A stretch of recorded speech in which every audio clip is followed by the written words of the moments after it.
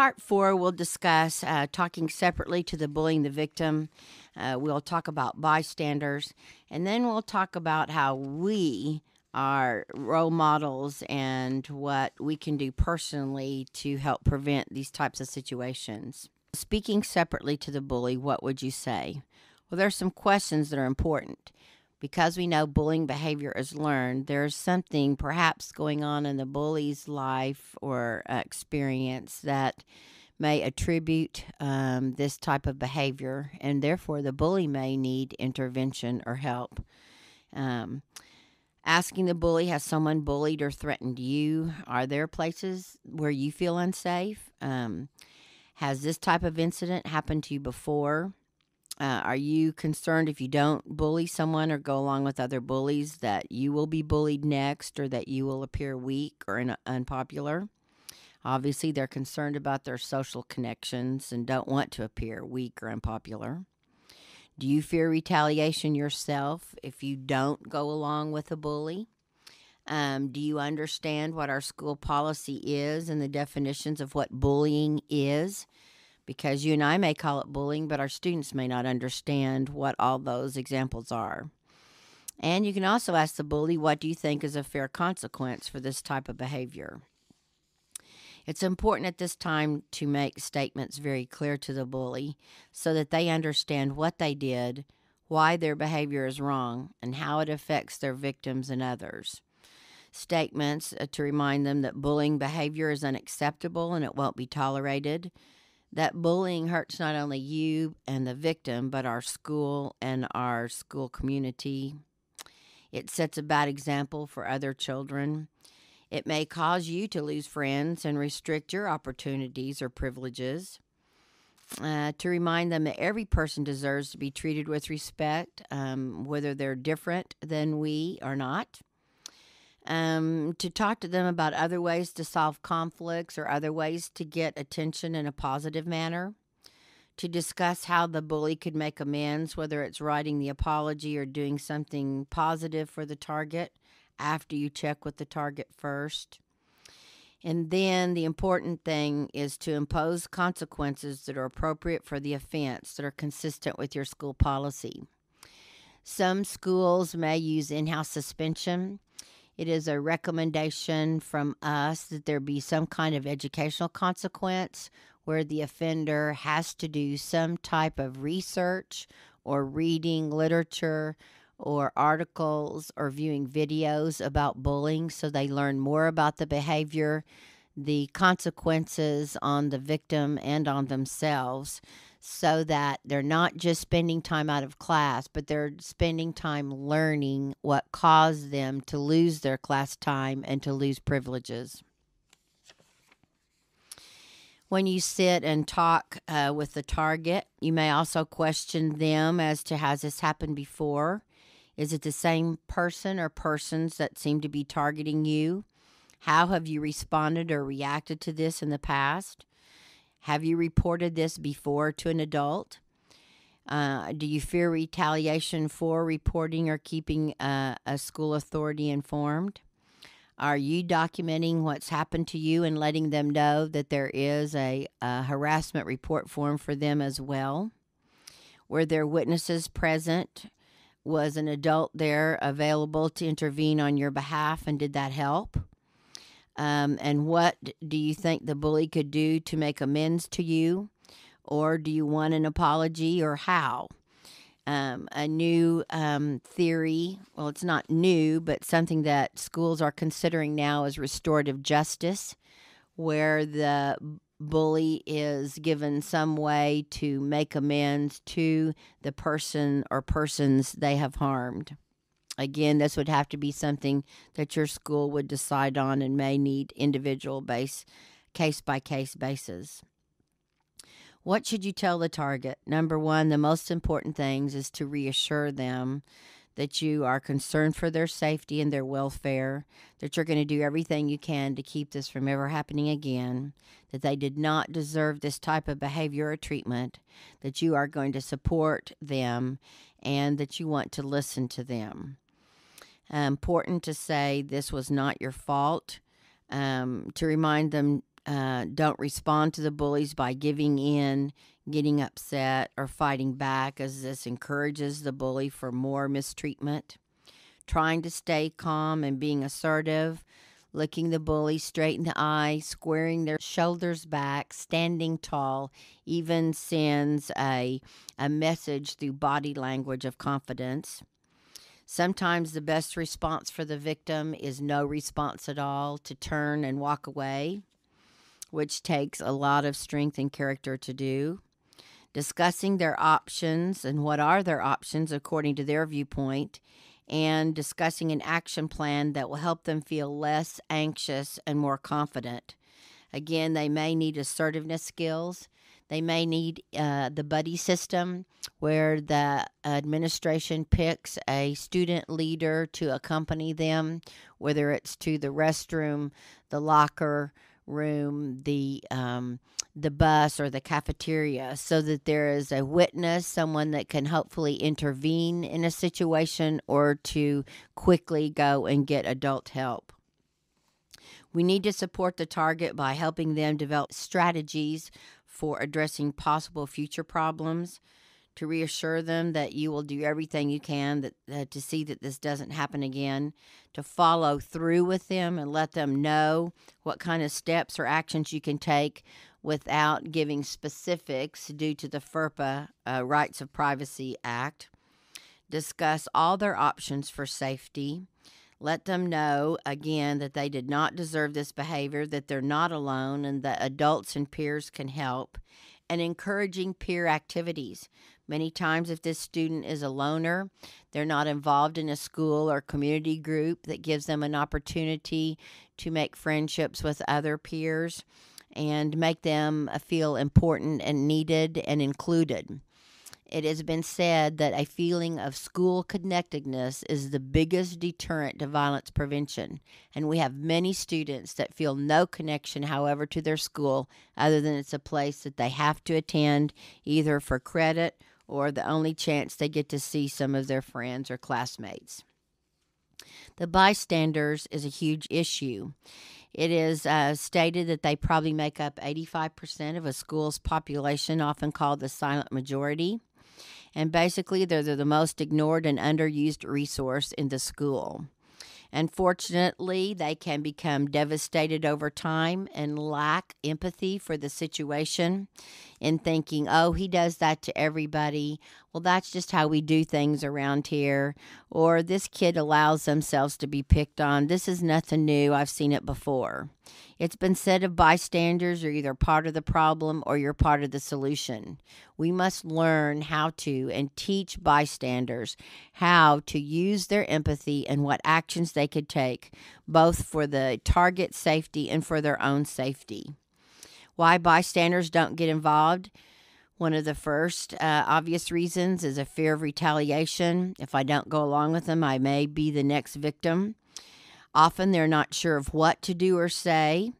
They may be afraid they'll make things worse if they do step in or speak up. They may be worrying about losing their own social status if they do intervene. Some feel like adults won't really help. They'll make things worse. Some believe the bullying is actually entertaining and they'd like to see it happen. It makes them laugh. And some show that they have no empathy and they simply don't care. But we can teach bystanders to refuse to join in if the bully tries to get you to taunt and to torment someone, to go get a teacher, parent, or other responsibility to help, to try to get the victim that's being bullied or the target to tell his or her parents or a trusted teacher. If they are afraid to do so, a good citizen or a helpful bystander may go and get help on the victim's behalf.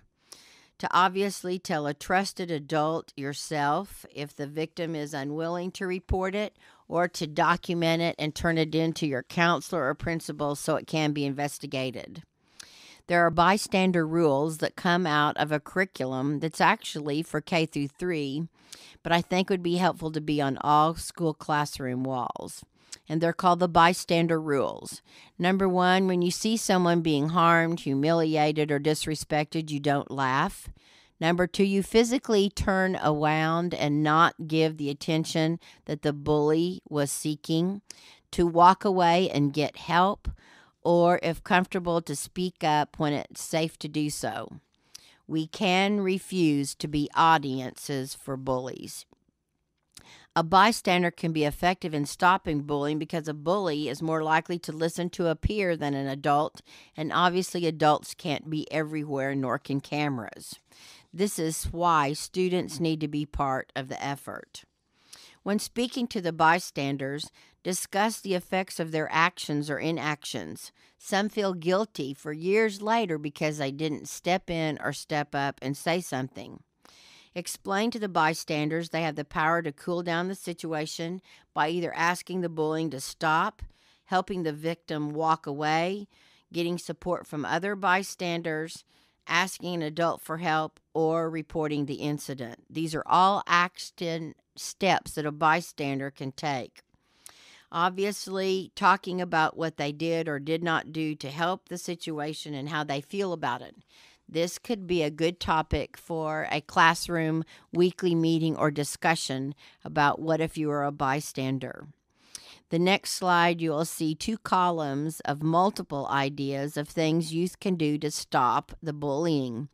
Modeling good character for your peers and younger students, walking away from fights, speaking up against bullying and being part of a solution, perhaps even starting an anti-bullying campaign in your school or community, using body language to stand tall and walk with confidence with your head up, not hanging out with friends who bully others and refusing to be part of the taunting and the teasing, and of course the golden rule, treating others the way you'd like to be treated.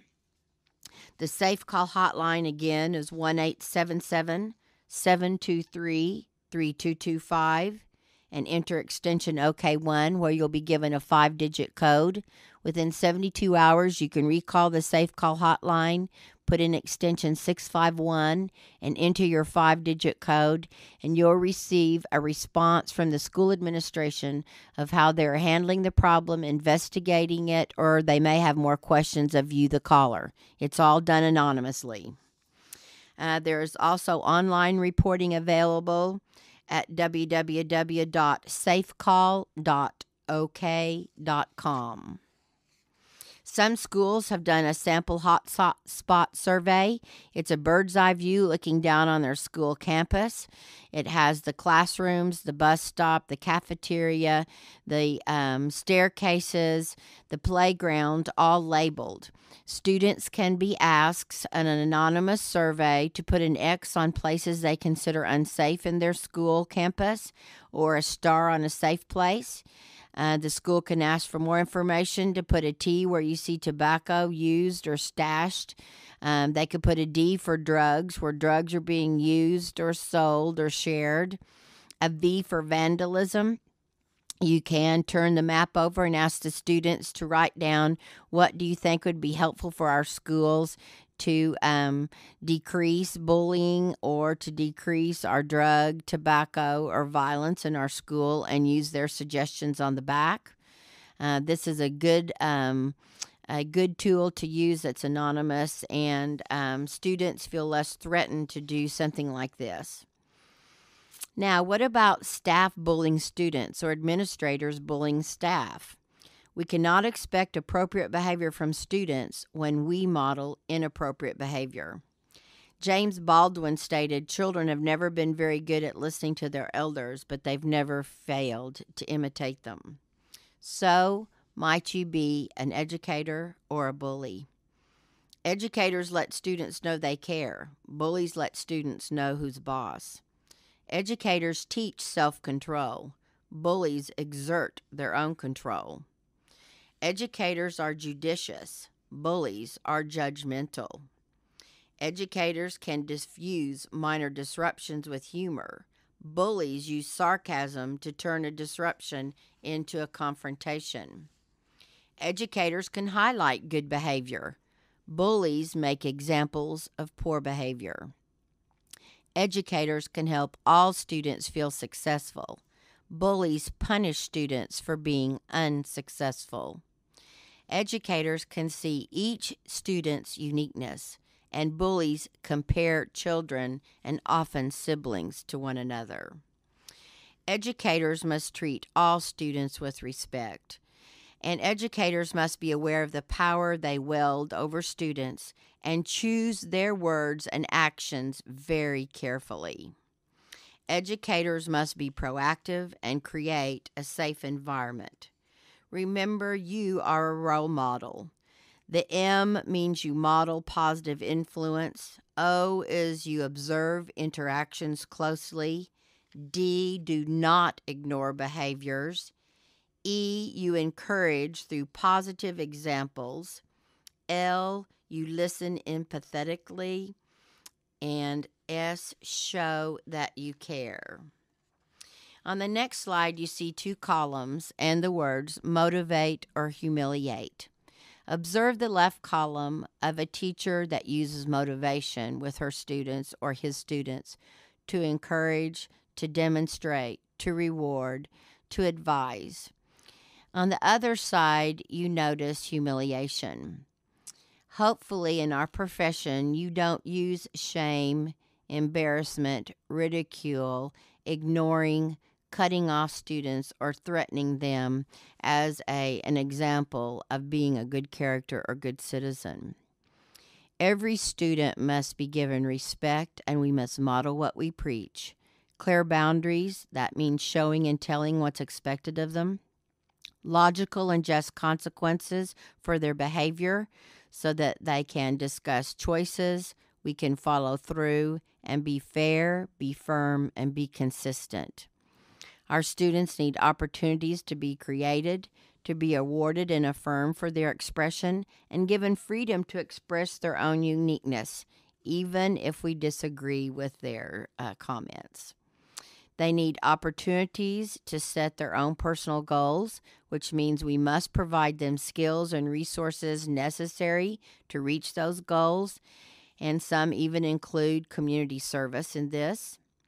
And skills to succeed: self-care, social skills, communication and listening skills, study skills, anger management, conflict resolution, information about what harassment is, information about interpersonal relationships, decision-making, and time management. Youth want few things, but mostly look at me in the face, listen to me when I speak to you or share myself with you. Show me you care, don't just tell me.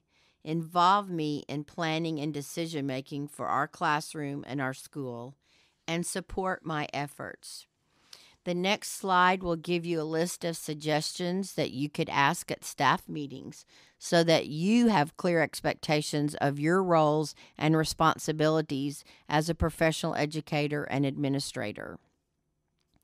You will also see the slide on implementing a school-wide bullying prevention program where buy-in is needed from the entire staff. Maybe even surveying the staff to find out would they even support a bullying prevention initiative and using research-based bullying curriculum. Involving your parents through your Safe School Committee, your PTA, and your parent education experiences. Forming a steering committee. Setting the school and classroom rules on bullying, obviously, could be a school-wide program no matter what building you're teaching in. Designing this anti-bullying program so it is easily implemented into your teaching curriculum, whether it's math, science, social studies, language arts. And making sure that your staff knows how to deal with a bullying situation, that we give consistent messages, that we document it, that we give feedback to the parent and to the student, and that we are enforcing our policies. The next slide will give more school policy recommendations about how to eliminate harassment, bullying, and intimidation. We have to consider all types of harassment based on race, color, national origin, ethnicity, sex, sexual orientation, and religion. It is important to include examples of the kind of bullying and harassment and the behavior that we're talking about, including cyberbullying with our staff and students. We need to include our standards for determining whether a hostile environment exists and how we are to report or to deal with that. Identifying what the school will do to investigate incidents of bullying and harassment behavior. Many schools do not include how they will investigate, what steps are taken, and what steps teachers need to take. This is something that must be discussed with school staff and even new staff and substitutes. They need to know how to report and what forms to use. If your child is being bullied, do not overreact. Listen closely to your child, watch their cues and body language. Talk with your child about what makes people act like bullies or what could be occurring in their life. Reviewing options for safety with your child to encourage other friendships. Hopefully, they will have neighbors or outside community groups to be involved in outside the school day. And most important is to remember your child's self-confidence needs boosting. Many times children are told to take care of the situation, but they're not told how. And if they retaliate, they suffer the consequences because they weren't given clear expectations or examples. We also have included a resource page for you of bullying prevention books, both for staff development and for parents. We have given some school safety resources and websites, again, bullyinginfo.org. There are student pledges available, lists of early warning signs, the School Safety Center, teaching tolerance. We have also included on the handout a dozen web resources, including cyberbully.org and cyberbullying.us. There are free resources available for parents and families at 1-800-789-2647. These are available free for parents and for schools. We have a list of parent resources, especially regarding technology, that would be helpful in the text messaging world of today, including the netlingo.com, and there's also connectsafely.org. An important thing to remember is kids can walk around trouble if there is some place to walk to and someone to walk with. I think important for teachers to realize the vast influence that they have on a child's day. No matter what our mood, what our situation, what our financial concerns are in our school. Jane Bluestein, the author of Mentors, Masters, and Mrs. McGregor, stated very clearly, I'm also reassured that no matter how many negative forces are at work in someone's life, it sometimes takes no more than one person, one act of love or acceptance to make a difference. You do make a difference in a child's life every day. So now that you have information and resources, my question is, what are you going to do about bullying?